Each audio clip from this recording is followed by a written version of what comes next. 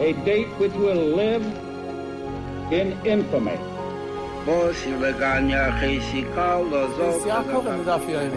Both of those projects, initiatives, got off the ground because of the Ger Rebbe. For the 11 Olympic team members slain in West Germany, the Olympic Games... Zugerecht waren Brüder in Amerika. Schon 1000 Shabbos at the Skizar. Out of the 24 who were killed were Americans who had come to learn in Hebron. I say 1 million Jewish children who were made to be cut loose.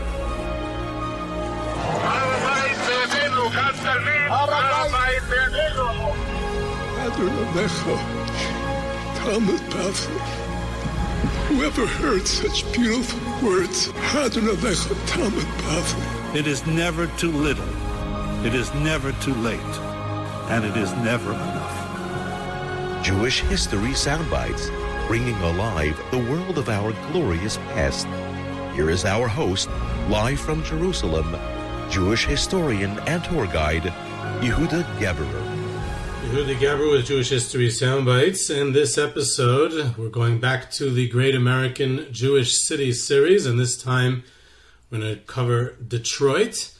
And this episode has been anonymously, generously sponsored in memory of Rav Avraham Abba Friedman, Rav Shalom Goldstein, and Rav Leib Bakst for all they did for the community of Detroit and for our family. May the community continue to thrive and be a merit for their neshamas.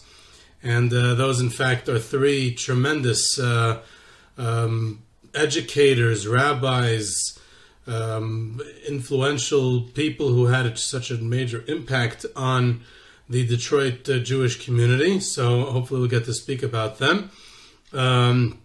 Just quickly, a couple of things.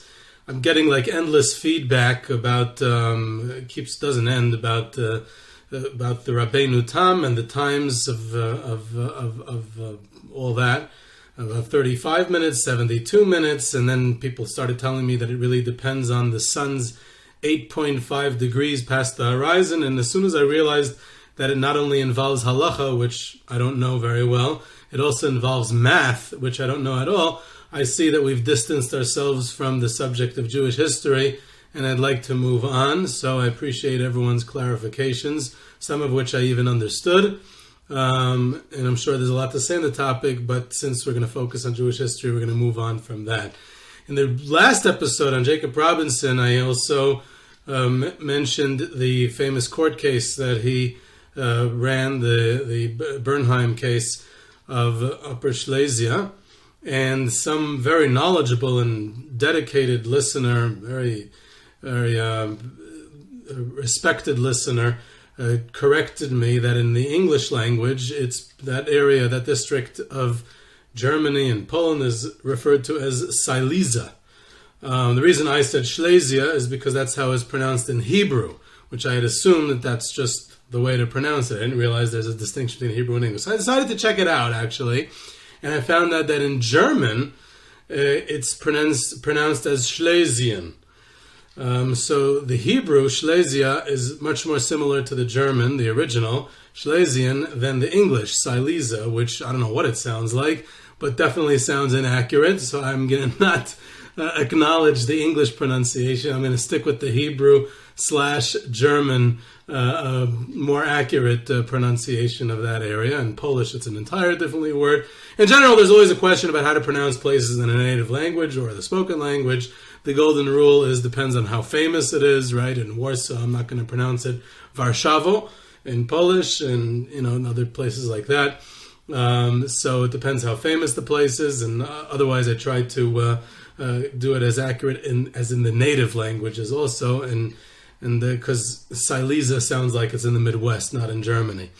I want to thank, and speaking about Detroit, speaking about the Midwest, we're going to head towards Detroit, and I want to thank several listeners, producers, and others who contributed to the research for this episode. There's a ton of information on Detroit. There's definitely going to need to be more than one episode here. We have probably 2, maybe even 3. So all those lovers of Detroit Jewish history out there, please be in touch with me if you'd like to sponsor part 2 and part 3 of the Jewish history of Detroit. This, for now, is going to be part 1, and I want to thank all those who assisted with the research for this episode. We'll be sending cassette tapes to Detroit in the mail, which will arrive in a few weeks for all the natives who would like to hear the episode and would prefer that method of hearing it over the podcast. Detroit, the Jewish community of Detroit is known and famous for its 7-layer cake, and allegedly even the first kosher Slurpees and the first kosher Dunkin' Donuts were there. I have to check that. I don't know if that's true. So there's definitely important places that it has in Jewish history. But in general, the background of Detroit is famous as the motor industry, and many of the immigrant Jews who arrived at the end of the 19th and early 20th centuries, they take part in the booming, what becomes the booming center in the United States for the auto industry. Of course, Henry Ford is there, and GM, and all the other factories. It's also the greater Detroit area, and when we talk about the Jewish community of Detroit, we're not talking about specifically in the city itself, although for many years it was in the city itself, but of course it moves to the suburbs post-war, and in general, we're talking about the greater Detroit area. In fact, there's a greater Michigan area. Forget about Detroit area. The greater Michigan area, there's a fascinating story of Jewish farming. At the end of the 19th century, there was different attempts to settle Jews in Michigan to farm. The first farming settlement in the state of Michigan was in 1882. There was a Jewish banker in Chicago, Lazarus Silberman, who tried to settle Jews there. There were Jewish farming communities, and there were many attempts to create Jewish farming communities through all the waves of immigration during the Great Immigration in the late 1800s and early 1900s, which is a fascinating story. Perhaps we'll have an opportunity to devote an entire episode to it. It was in Argentina, the Baron Hirsch colonies, and later on in the United States as well, and in the Midwest, in the South, and later on in New Jersey, and actually I don't even know if we could call it a wave of immigration, but in post-war, post-Holocaust, there were survivors and refugees who ended up in New Jersey farming towns, in egg farming primarily, but also in other farming. So there was the story of Jewish farming in the United States, and also in Russia, in southern Russia, and the Crimea and Ukraine. In fact, during the 1920s and 30s, we can probably say that there was for sure more Jewish farmers in the Soviet Union than there were in Palestine. And there might have even been more Jewish farmers in the United States than in Palestine, whereas the place where Jewish farmers were known for, it was in Palestine. So it's a bit ironic in that regard. So getting back to Michigan, this was known as the small little colony in Emmett County. It lasted only a few years. But other farming settlements in Michigan started to rise up. In 1891, there's another attempt. A fellow by the name of Hyman Levenberg. He launches a Jewish farming colony also in Michigan, in a place called Bad Axe. And several real estate investors and bankers, they sold the land and they had to pay it back to Jewish purchasers, and they people who had been peddlers and small-time merchants now decided to become farmers with their inexperience in farming, which ultimately led it to its demise and its failure. But they shared a vision of creating a paradise, a farming paradise in their new home, in the home of the free, the land of the free, and the home of the brave. And they called the colony Palestine. So you had Palestine in Michigan. So they tried to build the farm. It did not work out. Some of them left. Eventually, they get a new lease on life from another merchant named Martin Butzel, and they along with another fellow, Emmanuel Wodick, and they tried to, again, pour in funding and investment and to manage it and to give them training of how to be farmers. And all these efforts did not really pay off the dividends. And several years later, the small, tiny settlement was abandoned. The experiment was abandoned. And that was the end of the farming settlement of Palestine in Michigan.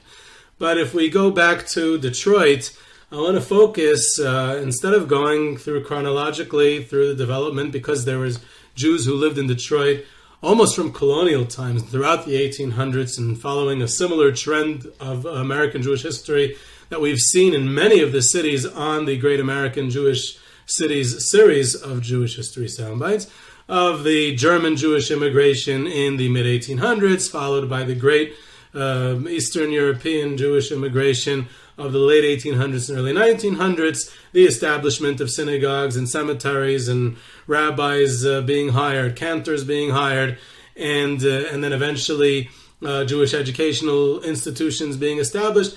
That is very familiar, and the same, very similar trend took place in a general sense in Detroit as well. So instead of going through that chronologically, I would like to instead focus on several specific institutions and events and anecdotes and especially personalities who shaped the Jewish community in Detroit in the first half of the 20th century, and in not going in any particular chronological sequence. And one of those which comes to mind, just because, since I'm fascinated even more with Eastern European Jewish history, so this is a fascinating connection, was the Yeshivas Chachmei Lublin of Detroit. A very interesting experiment, which was somewhat short-lived, but it existed for several years. And there was a fellow by the name, a student of Rav Meir Shapiro of Yeshivas Chachmei Lublin in Lublin, a fellow by the name of Rav Moshe Rothenberg, who arrived after escaping from war-torn Poland, and he establishes a Yeshivas Chachmei Lublin in Detroit in the early 1940s. And this was supposed to be the new yeshiva, the new and build on the ashes of Yeshivas Chachmei Lublin, which was of course decimated during the war. Almost all the students, except for a small contingent which had escaped to Shanghai, but the faculty and the students of the Yeshivas Chachmei Lublin in Poland were almost entirely wiped out. And here he's going to have it rebuilt, and locals in Detroit, Mr. and Mrs. Sam and Leah Bookstein, they provided funding to help purchase a building, and he has his own building, and then he starts to hire Rabbeim, Rev. Mordechai Hirschberg, and one of the main rabbi in Detroit at the time, who I'm going to get to hopefully if we have time, Rav Eliezer Levin, also delivered shiurim there. Rav Mordechai Yaffe was a rabbi there, and then the famed Slabotke Ilui, Rav Eliezer Finkel, was a rabbi there. Rav Eliezer Finkel, who was a student of the Eitz Chaim and later Chevron Yeshiva, Slobodka Chevron Yeshiva in Israel. He arrived in the United States following World War II, and he becomes a rabbi at Yeshivas Chachmei Lublin. He also taught at the Hebrew Theological College in Chicago, and then he had a rabbinical career, a very long rabbinical career in Lancaster, Pennsylvania, in Columbus, Ohio, and in Brooklyn. His son was a prominent rabbi and academic, Rabbi Dr. Usher Finkel, who had a relationship with his cousin, who later on was the Rosh Yeshiva of the Mir, Rabbi Nassim Tzvi Finkel. Even gave him a bar mitzvah gift of a Rambam, and wished upon him that he would study the Rambam and be inspired. Excuse me, sorry about that. By his teachings, they have an interesting foreshadowing of future career of Rabbi Nassim Tzvi Finkel, the Rosh Yeshiva of the Mir, there with this cousin, Rabbi Dr. Usher Finkel, the son of Rabbi Eliezer Finkel, the Slobodka Ilui, who's, like I said, a rabbi in the Yeshivas Chachmei Lublin of Detroit. It's interesting that this Chachmei Lublin Detroit had the distinction of hosting the first ever Siyum Hashas in the United States, or at least the public one. I don't know if it was the first one. There might have been smaller ones by the first and second Siyum Hashas, but 1945 was the third Siyum Hashas of the Daf Yomi, and Daf Yomi cycle, finishing the entire Shas, Daf Yomi cycle of Yeshivas Chachmei Lublin, right, of Rav Meir Shapiro, his vision. The first two Siyumim had taken place in Rav Meir Shapiro's yeshiva, the first one even with him being alive and present, and then the second one again in his yeshiva. And now the third was also in Yeshivas Chachmei Lublin, but it was in Detroit, on the other side of the world. And Rav Eliezer Silver, who was the honorary chairman of the yeshiva, among the many other positions that he held in American Orthodoxy. So he was he spoke at this occasion of the third Siyum Hashas, and you have to keep in mind that the third Siyum Hashas was almost non-existent because almost all those who had commenced their study of the Daf Yomi had recently been killed in the Holocaust. So the fact that there even was a Siyum Hashas in 1945 in Detroit is nothing short of miraculous. In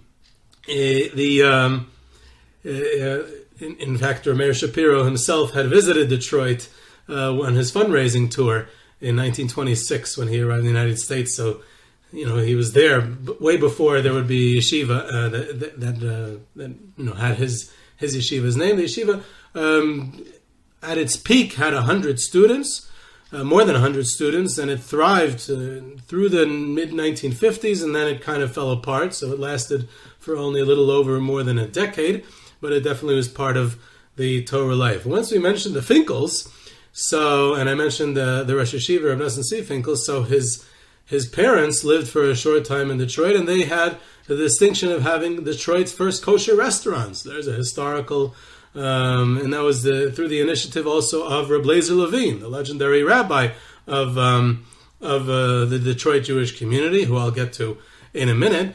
And he felt that all the Jews working in the motor industry, in the automobile industry, and other parts of the Detroit economy, they could benefit from a kosher restaurant that would be around. So for a short time, the Rabbi Eliezer Finkel and his wife, may she live and be well, Sarah Finkel, they ran this first kosher restaurant. So before they moved to Chicago, which they're more famous for. One can only wonder if in this kosher restaurant, if there was another Finkel living in Detroit at the time, who was a son of the Alter Slobodka, who left his father's family, to say the least, and went off on his own way and immigrated to the United States. One wonders if he ever visited this restaurant, his cousins, and see if they had any relationship. Who knows? So you have all these different Finkel cousins running around. I wonder if any of our listeners know more about this other Finkel, this Ruvi Finkel, who lived in Detroit at the time. There was Hasidic Yeshivas Chachmei Lublin, of course, in Poland was Hasidic. I don't think that the Yeshivas Chachmei Lublin in Detroit was Hasidic, but there were Hasidic rabbis who were part of the early history in Detroit as well.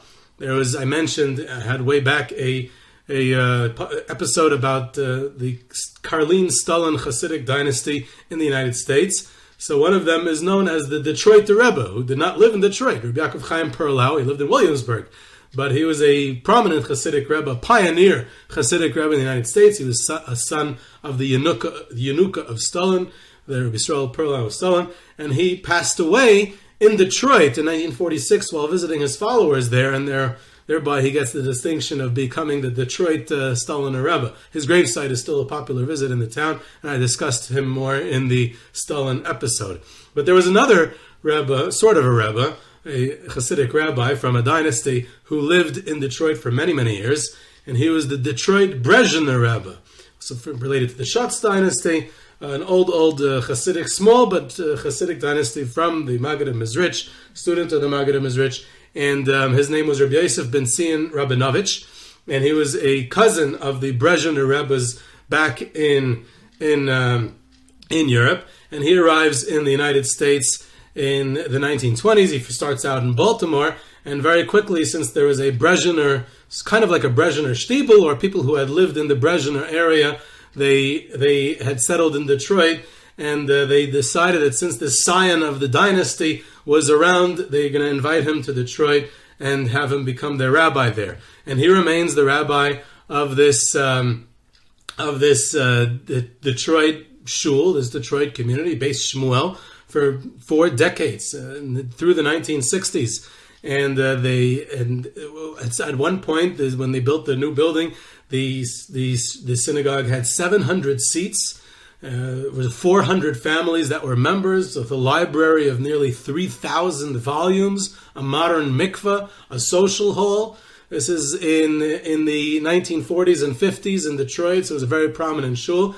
And in the Dexter Neighborhood, the Dexter Neighborhood was basically the Lower East Side of Detroit. It was the main Jewish neighborhood for many years until the decline of the neighborhood and the move to the suburbs, which was again quite common and quite a concurrent theme throughout many of our cities that we're profiling in this series. But the Dexter Neighborhood was the center of Jewish life for so many years, and this shul was there until it kind of fell apart in the 1960s. And Rabbi Rabinowitz immigrated to the state of Israel. When they sold the assets of the shul, he received permission from the board to take those assets and use it to build a new Beis Shmuel shul in Givatayim, right near Tel Aviv, which he did so in 1967 when he moved to Israel. And unfortunately, he passed away several months later. But that's the continuation of that Detroit shul, so that you have another one. Like I said, one of the prominent rabbis of Detroit at that time was the most prominent rabbi during this time for many, many years, for half a century, was Rav Eliezer Levin. Rav Eliezer Levin was a tremendous personality, a student of the Chavetz Chaim in Radin. He, in fact, was a Ben Bias. He lived in the Chavetz Chaim's house because he was asked to tutor the Chavetz Chaim's son, Aaron, who was the son of the Chavetz Chaim's old age, an interesting fellow who was even more interesting later on in life. That's for another time. And and in return for tutoring the Chavetz Chaim's son, he was invited to stay in the Chavetz Chaim's home. So he was a student in Radin for 7 years, but for a year and a half, he actually lived in the Chavetz Chaim's home. And later on, he was 7 years in Kelm, a student of the Mir Yeshiva of Kelm. He was already married there. Some of his children were born there. I remember his daughter, Rebbetzin Jackie Wine of blessed memory, told me she was born in Kelm, and I was amazed by that. Her father, Rav Eliezer Levin, was studying there at the time, and Rav Eliezer Levin was later a rabbi in Vashki, a small, tiny Lithuanian shtetl, and at one point he was hired to become a rabbi across the ocean during in the 1930s. And he became a rabbi for 1 year in Erie, Pennsylvania. And he was only supposed to be for a 1-year contract, a tryout, and he had an acquaintance of his. He asked him to replace him in Vashki, so he shouldn't be abandoning his community. And this fellow, when he came back after a year, he said, I can't vacate the position now. I'm never going to find another rabbinical position. You're so popular, you're so prestigious, you're so famous. He says to Rabbi Levin, you can find another position somewhere else. So maybe you can try to get another communal position. So this guy who took his rabbinical position is now asking him if he can keep it. So Rabbi Levin, who was always the unassuming and modest and great, peaceful and calm tzaddik that he was, he decided to look for another position. He couldn't find one, so he decided to look for one in America. And he was able to get one in Detroit. So he literally gives up the rabbinate, gives up this position, gives up what he had, and he moves with his entire family to Detroit. A few years later, the Nazis invade the Soviet Union, which Lithuania was part of it at that time, and this rabbi and his family and the entire community of Vashki is completely wiped out.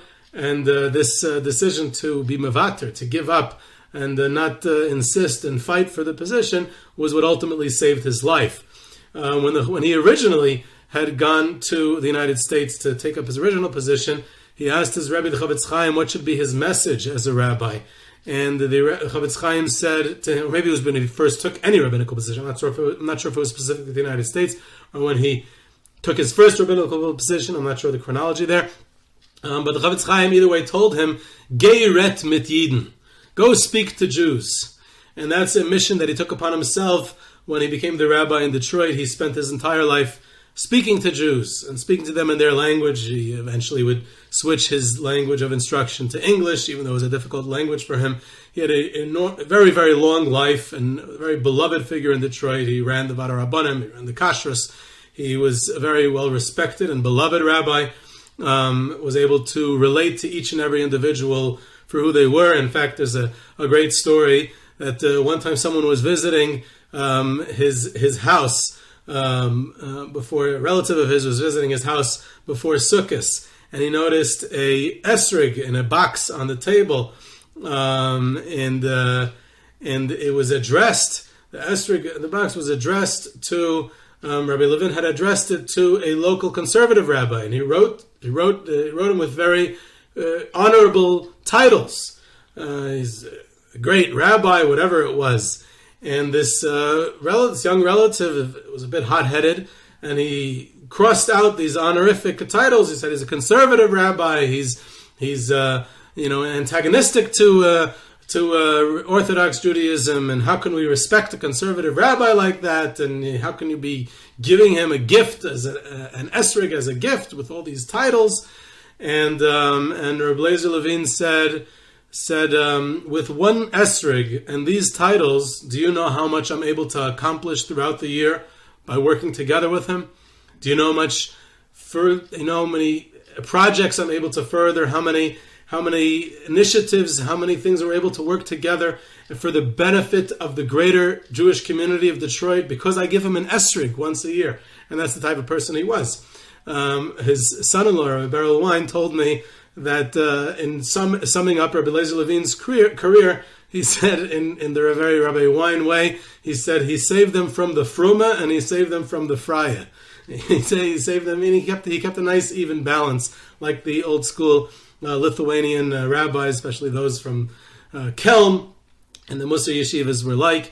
This uncharacteristic calm, nothing fazed him, and there's definitely a lot to say about Rabbi Eliezer Levin. We'll save for another time, because I want to get to the main thing I want to talk about, 26 minutes into the part one here, about the Beth Yehuda yeshiva, which completely transformed, and essentially anything that we have, the building of the observant Jewish community, the Orthodox Jewish community of Detroit, is to be credited to this institution and the great personalities who are associated with it. We have the old original prestigious rabbi of Detroit was Rav Yehuda Leib Levin. Rabbi Yehuda Leib Levin was studied in Volozhin, was an old Lithuanian rabbi, and he comes to Detroit at the turn of the century, and he's a rabbi in Detroit from the late 1800s until his passing in the 1920s, about 30 years. In 1914, he opens what eventually would be named for him. Beth Yehuda is named for Rabbi Yehuda Leib Levin, and he opens it as an afternoon Talmud Torah, which was common at the time. He was a brilliant individual, a very big leader on the rabbinical scene in the United States in general. He was one of the heads of the Mizrahi. He hosted the first ever convention of Mizrahi in the United States. National meeting of Mizrahi was in Detroit at the Sharei Tzedek synagogue, which was then Orthodox, later conservative. So he was on the Godes Rabbanim. He was a brilliant individual, fluent in several languages. He also was an inventor of a type of calculator, in fact, and he patented it. He was see here you had a immigrant rabbi, Orthodox rabbi from Volozhin, who was inventing calculators. He was an expert at mathematics and electronics, so a very interesting individual. So he also originally opened Beth Yehuda, and it was eventually named for him. It grows slowly but surely, and it really gets an impetus for its growth when in the 1940s, Rav Simcha Wasserman, the son of Rabbi Chanan Wasserman of Branovich, he comes to town and he expands the Beth Yehuda to a full day school, a real proper organized day school in its own place. It was been bouncing around to different shuls until that point. There's many shuls in Detroit at the time, so using the basements and the classrooms of different shuls in the neighborhood. And at the same time that Rav Simcha arrives, there's another incredible individual who has to have a decisive impact on both the Jewish education in Detroit as well as the larger Jewish community, and that was Rav Avraham Abba Friedman, who was a student of Rav Sharga Feivel Mendelovich in Torah V'das, and who sent him out to become a teacher, to become a rabbi he recalled the first Shavuos night that he and Rav Simcha Wasserman went to shul, and they decided to stay up the entire night, as is customary, to study Torah. And they were the only ones there. And they said, well, one day Detroit is going to have full shuls on Friday night. On Shavuos night, studying Torah, and so such was the case eventually. And it was mainly due to their efforts. Rav Simcha Wasserman left a few years later, but Rav Avraham Abba Friedman stayed there for the rest of his life. He was there for 58 years. He was the educator. He taught Torah, and was involved with families, and he would go door to door, knocking on doors, convincing parents to send to the day school, to Beth Yehuda, raising generations of students. There's a book about him actually by another very prominent, not just of Detroit history, but of contemporary Detroit, Mr. Gary Torgo. So he wrote a book, Holy Warrior, about Rabbi Avraham Abba Friedman, describing his life and accomplishments. He was someone who lived with the mission that Rav Shaga Feivel Mendelovich gave him for the rest of his life, and together with the other educators of Beth Yehuda, was able to literally transform the town. So some of the other ones were ones who worked together with him. Rav Shalom Goldstein. Rav Shalom Goldstein was another prominent student of Rav Shaga Feivel Mendelovich, who comes to town 2 years later, 1946. In fact, on a visit back to Torah V'das, to Beis Medrash Elyon. So he said to Rav Shaga Feivel, look at this full Beis Medrash. I wish I could still be studying Torah together with these young men. Instead, I'm out, I'm still young and already teaching, already in the field. And Rav Shaga Feivel told, I think it was to him, if not, it was one of the other students of Rav Shaga Feivel who was in Beth Yehuda, either him or Rav Abba Friedman or one of the other ones. And he said to him, I wish I could send out every single one of these students to teach Torah across the United States, to open day schools, and you're doing the right thing. And he encouraged him, and this was Rav Shaga Feivel's vision, to send everyone out and to be the architect of Torah in America, in each and every community. So what happens is that Reb Shalom Goldstein comes, and he first is the Rabbi in the Yeshiva for many years. Later on, they successfully separate the day school into a boys and girls school. Right? Until then, it had been together, and then they felt the community was ready for a new step, and they separate the two schools, and he becomes in charge of the girls' school. He becomes a teacher at the girls' school. Eventually, the girls' school has a high school. Rav Shalom Goldstein was married to the sister of Rabbi Shiner from Detroit. So the two of them together were instrumental in leading the community, and not only in the school itself, but also in greater impact on the community, in mikvahs, and in shuls, and in education, in adult education, giving shiurim and classes. The two of them as partners in both the boys' education and the girls' education, and sending them out to seminary. In fact, some of the first American girls who came to seminary in Israel, I don't know if it's a good thing or a bad thing, but it's a historical fact, came from Detroit. So that was due to Reb Shalom Goldstein and his impact. Of course, I'm pronouncing this yeshiva incorrectly, because in the Midwest, in Detroit, it's pronounced yeshiva. And since I started off with talking about the correct pronunciation of cities, so if I'm talking about the schools in Detroit, it's definitely as a yeshiva, not a yeshiva. Rav Joseph Elias was the principal there for several years. In 1951, he arrived at the recommendation of Rav Simcha Wasserman, and he works together with Rav Shalom Goldstein and Rav Avraham Abba Friedman, who convinced him to come, and he becomes the principal of Yeshiva Beth Yehuda, and then another individual who was the Rabbi there in the early years was Rav Shamshon Weiss before he moved to New York. Naftali Karlbach was there for a while before he moved to New York. It seems like everyone served some time in Detroit before moving to New York, but many of them stayed there for life. Rav Shmuel Yerachmiel Kaufman, who was the son of Philip and Freda Kaufman. Freda Kaufman, of course, was the daughter of Yaakov Zerman of All for the Boss fame, and this is someone who suffered from polio for many years, and he was a very famous Rabbi and legendary mechanech, educator for decades for a amazingly long career in Beth Yehuda for generations of Detroit students. He also had, once the Beth Yehuda was so successful with their elementary school, boys, girls, high school, boys, girls, eventually they were ready for the next step to have a real yeshiva there. And they bring the recent Alta Mir, Rav Leib Bakst, who is to be the Rosh Yeshiva in Detroit of Ateres Mordechai, named for his father-in-law, Rav Mordechai Rogov, who was another Volozhin Talmud and also big Rav. So named for him, Rav Leib Bakst is the Rosh Yeshiva in Detroit for 55 years, one of the only Alta Mirs who become a prominent Rosh Yeshiva out of town. Going out into the here is someone who just came off the boat from Shanghai, and he goes out bravely to become in the out of New York area to become a Rosh Yeshiva, to build Torah.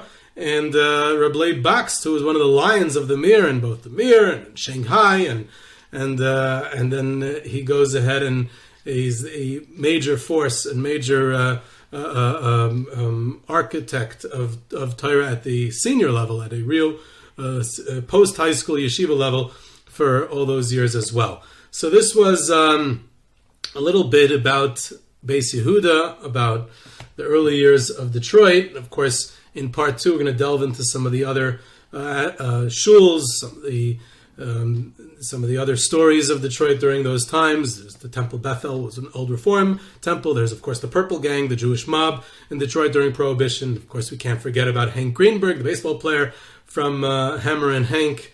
There's also the anti-Semitism in the Detroit area of Father Coughlin during the 1930s. There's definitely a lot to talk about of pre-war Jewish Detroit and other prominent Detroit Jews who I'll get to in part 2 and part 3. I'd like to do so. So if you'd like to sponsor that, then please be in touch with me. So this is Yehuda Geber of Jewish History Soundbites. You can reach me at yehuda@yehudageber.com for questions, comments, sources, tours, trips, sponsorships. You can subscribe to Jewish History Soundbites on Podbean or your favorite podcast platform. Follow us on Twitter at JSoundbites, and I hope you enjoyed.